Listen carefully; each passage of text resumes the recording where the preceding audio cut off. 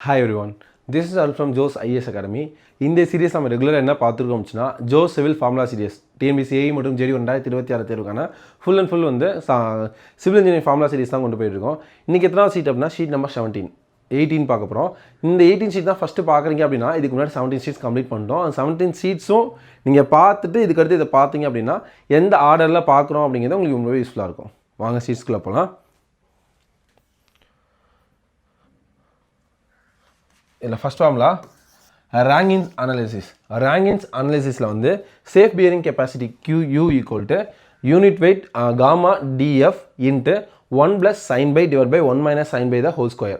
என்னது gamma DF into 1 + sin by divided by 1 - sin by the whole square. இதில் gamma அப்படிங்கிறது unit weight of soil, DF அப்படிங்கிறது depth of soil, phi அப்படிங்கிறது angular friction. ஓகேவா, இன்னொரு time சொல்லிடலாமா?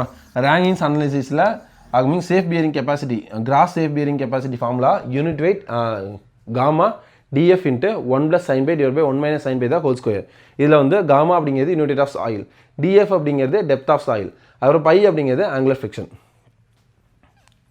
டெஸ்டாகி தியரியில் வந்து safe bearing capacity gross safe bearing capacity equal to CNC plus unit weight DF NQ plus 0.5 gamma PN gamma. இதில் NC என்கியூ என் gamma என் unit wait இதெல்லாம் என்ன அப்படின்னா ஒரு ஃபேக்டர்ஸ், அவ்வளோதான். இது வந்து கொகிஷன் ஃபேக்டர். என்சி அப்படின்னா கொகிஷன் ஃபேக்டர், இது சர்சார்ஜ் ஃபேக்டர், இது வந்து யூனிட் வெயிட் ஃபேக்டர். இந்த 3 ஃபேக்டருமே இதில் ஆட் ஆகிருக்கும். ஓகேவா, இதில் சி அப்படிங்கிறது கொகிஷன், காமா அப்படிங்கிறது யூனிட் வெயிட், டிங்கிறது டெப்த் ஆஃப் சாயில், அதுக்கப்புறம் வந்து இங்கே வந்து யூனிட் ஆஃப் சாயில், பிங்கிறது வித்து. அவ்வளோதான். இன்னொரு டைம் சொல்லிடலாமா? டெஸ்டாகி ஃபார்முலா என்ன?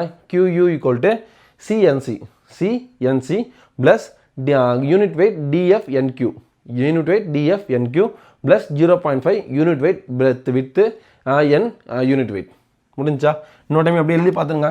இப்போ அது ஃபவுண்டேஷன் போகும்போது கொஞ்சம் ஃபார்முலா ஸ்டஃபாக இருக்கிற மாதிரி இருக்கும், அதெல்லாம் யோசிக்கணும். அப்படியே எழுதி பார்த்துருங்க. QU ஃபார்முலா என்ன? QU ஈக்குவல் டு இந்த ஒரு ஃபார்முலா தெரிஞ்சாலும் அடுத்த ஃபார்முலா ஈஸியாக அப்டேட் ஆகிடலாம்.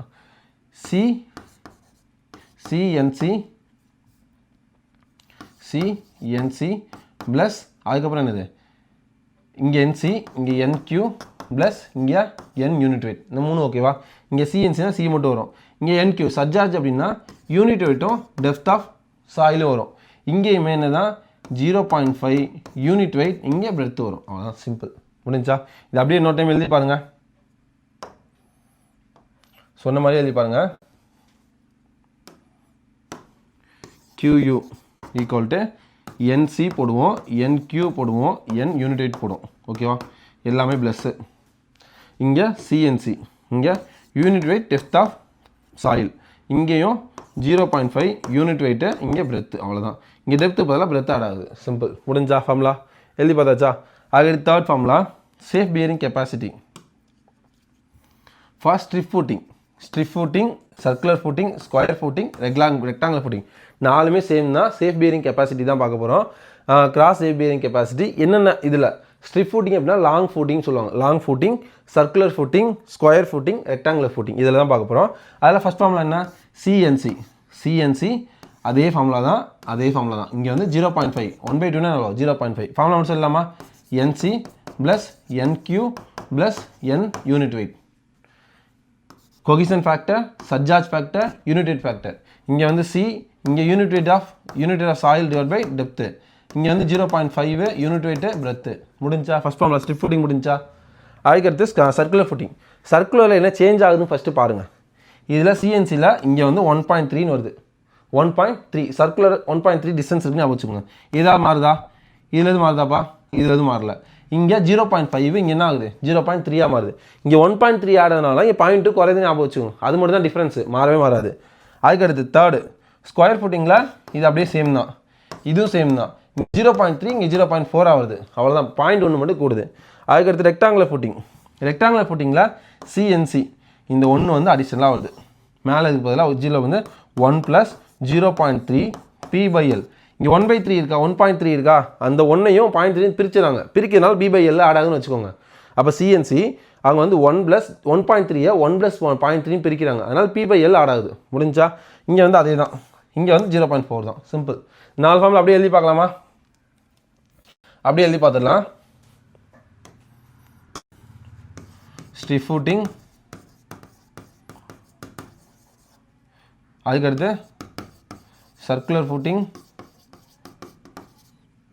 Square footing, rectangular footing. ஓகேவா? இதில் ஃபஸ்ட்டு என்ன பார்த்தோம்? QU equal to NC plus NQ plus N unit weight. இது ஞாபகம் இருக்கா? அதில் NCக்கு பதிலாக CNC, இங்கே வந்து unit weight depth of foundation or depth of soil வச்சுக்கலாம். அதுக்கடுத்து வந்து 0.5 யூனிட் வெயிட்டு, அதுக்கடுத்து வித்து. அவ்வளோதான். ஃபஸ்ட் ஃபார்ம் எழுதி பார்த்துறீங்களா? செகண்டு சர்க்குலர்னால் என்ன? இங்கே வந்து 1.3 டிஸ்டன்ஸ் இன்னும் CNC, இங்கே 1.3 ஆடுது அப்படியே தான் வரும். Unit wait DF NQ. இங்கே 1.3 ஆடுறதுனால இங்கே 0.2 குறையுது. அவ்வளோதான். முடிஞ்சா? இது ஸ்கொயருக்கு சேம் தான். 1.3 CNC, இங்கே 0.4 0.1 கூடும். இங்கே B வராது. இங்கே Bக்கு பதிலாக சர்க்குலரில் டயாமீட்டர் மட்டும்தான் இருக்கும். அதனால் டியுமே போட்டுக்கலாம். இல்லை B போட்டிங்கன்னா டயா அப்படிங்கிறத மீன் பண்ணிக்கோங்க. அதுக்கடுத்து ரெக்டாங்குலருக்கு ரெக்டாங்குலர் பிரிக்கிறாங்க. எப்படின்னா CNC இதை 1ஆகவும் 0.3ஆகவும் பிரிக்கிறாங்க. அதனால B/L போடுறோம்னு ஞாபகம் வச்சுக்கோங்க. முடிஞ்சா? அதுக்கடுத்து அப்படியே தான் பிரிக்கிறதுனால என்ன ஆகுது? அதில் அது அப்படியே தான் 0. முடிஞ்சு. கிளியரா? இந்த 4 ஃபார்முலா முடிஞ்சா? இந்த மாதிரி எழுதுறீங்க அப்படின்னா மறக்கவே மறக்காதுப்பா. இன்னொரு டைம் சொல்லிடலாமா? இது ஷீட் நம்பர் 18 என்னென்ன ஃபார்முலா பார்த்தோம்? எல்லாமே QU மட்டும்தான் பார்த்தோம். அது ரேங்கிங்ஸ் அப்படின்னு வச்சுன்னா gamma DF 1 plus sine phi divide by 1 minus sine phi whole square.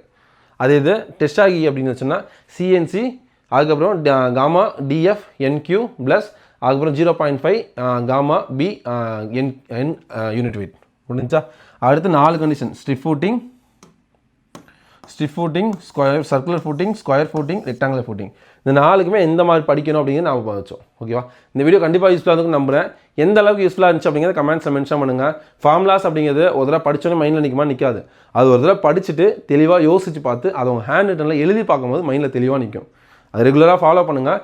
எந்த அளவுக்கு யூஸ்ஃபுல்லாக இருந்துச்சு அப்படிங்கிறத கமெண்ட்ஸில் மென்ஷன் பண்ணுங்கள்.